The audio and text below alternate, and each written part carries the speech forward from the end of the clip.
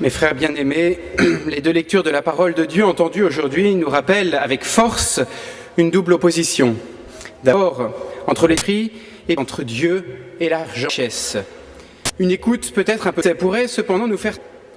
Le premier, là, nous sommes excessifs de l'Évangile, une opposition exagérée, impossible à mettre en pratique. De la même manière que Jésus nous appelle à aimer notre ennemi, à tendre la joue gauche quand on nous frappe sur la joue droite. Manière de parler, Jésus exagère un petit peu et d'un revers de main, on écarte cela. C'est l'attitude qui nous fait trier dans l'Évangile entre ce qui nous arrange, ce qui nous semble possible, et puis ce qui nous dérange. Et là, on se dit, non, impossible. Le deuxième écueil consiste, quant à lui, à forcer l'opposition de saint Paul entre la chair et l'esprit, en tombant dans une forme de manichéisme. Tout ce qui serait sensible et charnel serait mauvais, conduirait au péché, et tout ce qui serait spirituel serait bon.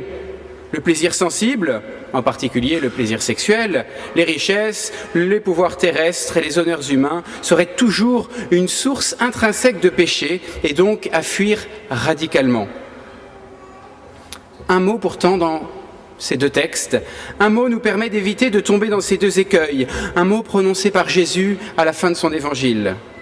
D'abord, cherchez d'abord le royaume de Dieu et sa justice, et tout le reste vous sera donné par surcroît. Par ce simple mot, Jésus nous enseigne que les biens de la création, les biens qu'il nous donne, que sont la richesse, les joies sensibles, les honneurs, le pouvoir, ne sont pas mauvais en eux-mêmes, mais qu'ils le deviennent uniquement s'ils prennent la première place. D'abord, ce petit mot nous empêche de tomber dans le deuxième écueil, celui du manichéisme déguisé.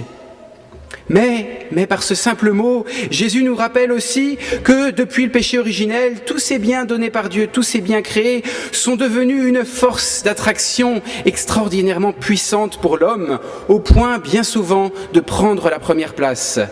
Et c'est ce pouvoir attracteur que dénonce saint Paul, c'est ce pouvoir attracteur que rappelle Jésus.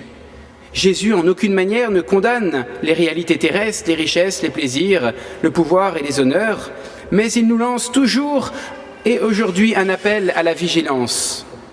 Attention donc, mes frères bien-aimés, attention à ne pas affadir ces mises en garde de l'Écriture. Nous devons véritablement prendre au sérieux cet appel à la vigilance parce que Jésus sait de quoi il parle. Il connaît le cœur de l'homme, il sait ce qu'il y a au plus profond de nous-mêmes. Il connaît le pouvoir séducteur des plaisirs, des richesses, du pouvoir, des honneurs. Il sait que ces réalités ont tendance à phagocyter peu à peu notre désir de Dieu. Il sait qu'on est prêt à tout et à se détourner de Dieu pour suivre nos passions sensuelles. Il sait qu'on est prêt à mettre son énergie dans le profit financier au détriment de la prière ou bien de la vie de famille. Il sait qu'on est prêt à renoncer peut-être à tout principe moral pour avoir un peu plus de pouvoir. Il sait que notre soif d'honneur peut nous faire mépriser l'amour du prochain et spécialement des plus pauvres. Cet appel à la vigilance, certains, une catégorie de personnes, le prennent au sérieux dans toute sa radicalité. Il s'agit des religieux, ceux qui renoncent volontairement au plaisir de la sexualité par le vœu de chasteté, aux richesses et aux honneurs par le vœu de pauvreté, au pouvoir par le vœu d'obéissance. Mais si le Seigneur les appelle à se séparer radicalement de ces biens qui sont légitimes et bons, ce n'est pas simplement pour eux, mais c'est aussi pour nous, justement pour nous aider à nous maintenir dans cet état de vigilance. Les religieux, les religieuses sont comme des lampes qui éclairent, des phares dans la nuit qui nous rappellent les dangers. En prononçant les vœux de chasteté, de pauvreté, d'obéissance, les religieux prennent des moyens radicaux pour chercher d'abord le royaume des cieux. Et il nous rappelle ainsi, à nous qui vivons dans le monde, qui sommes au milieu de ces réalités, qui ne pouvons pas nous en séparer parce que notre mission de laïc n'est pas de nous en séparer radicalement, il nous rappelle que nous avons cette tendance à être submergés par ces biens de ce monde et qu'il faut les laisser à leur place, c'est-à-dire la seconde place, après Dieu. Voyez comment vous avez peut-être expérimenté que voir la pauvreté des religieux vous encourage à être moins attaché à l'argent. On va dans tel monastère, on voit la radicalité de franciscains, de telle ou telle communauté, on se dit, oui, peut-être qu'il faut que je corrige quelque chose dans ma vie. Voyez comme le célibat consacré des religieux et religieuses fortifie la chasteté des couples en rappelant qu'elle est possible et belle. La radicalité de la vie religieuse, mes frères bien-aimés, rappelle à tous que notre devoir, que notre véritable cité se trouve dans les cieux et que nous devons toujours avoir, certes, les pieds sur terre, mais déjà le cœur au ciel, dans l'esprit des béatitudes. Heureux les pauvres, heureux les cœurs purs, heureux les doux. Oui, le bonheur n'existe que si on est déjà centré sur le ciel, que si on laisse d'abord Dieu à sa première place. Dieu, mes frères bien-aimés, ne nous demande pas la même radicalité que les religieux, mais il nous demande le même détachement intérieur. Et c'est difficile de se détacher quand on est au milieu de ces réalités.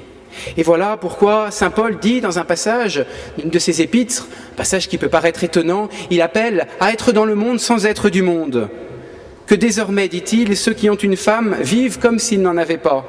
Ceux qui pleurent comme s'ils ne pleuraient pas, ceux qui sont dans la joie comme s'ils n'étaient pas dans la joie, ceux qui achètent comme s'ils ne possédaient pas, ceux qui usent de ce monde comme s'ils n'en usaient pas vraiment. Car elle passe, la figure de ce monde. C'est un appel à vivre des réalités d'ici-bas, mais sans s'y attacher profondément, en les laissant à la deuxième place. Oui, mes frères bien-aimés, la figure de ce monde passe. Et si nous ne sommes pas vigilants à ne pas nous laisser happer, engluer par ces biens matériels et terrestres, ils prendront la première place et risqueront de nous entraîner loin, très loin de Dieu. Et ne pensons pas que ce risque ne nous concerne pas. Le démon est très fort, extrêmement fort pour nous détacher de Dieu, pas à pas, petit à petit, sans que nous puissions nous en apercevoir, je dirais presque gentiment, poliment, en nous poussant à un attachement de plus en plus grand au bien de ce monde.